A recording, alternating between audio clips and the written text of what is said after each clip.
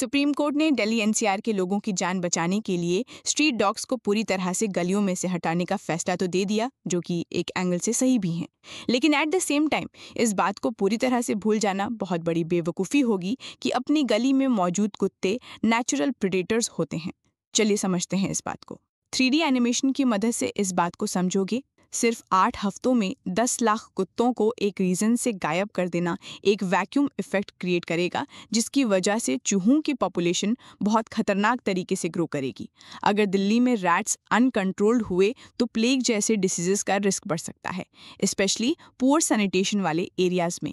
Global documented cases हमारे पास ऐसे हैं जो ये दिखाते हैं कि डॉग्स के रिमूवल के बाद रैट्स की पॉपुलेशन बहुत तेज़ी से ग्रो हो जाती है, और अगर इकोलॉजिकल और सैनिटेशन कंडीशंस अनफेवरेबल हो तो प्लेग जैसे रोडेंट बॉर्न डिसीज़ का रिस्क बढ़ सकता है।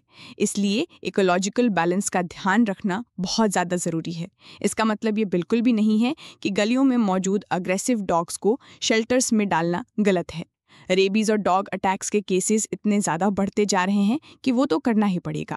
लेकिन शेल्टर्स की जो घटिया कंडीशन अभी दिल्ली में हो रखी हैं, उसमें बेचारे उन कुत्तों को भी भर देना जो अटैकिंग और रैबिट डॉग्स नहीं हैं, ये गलत है।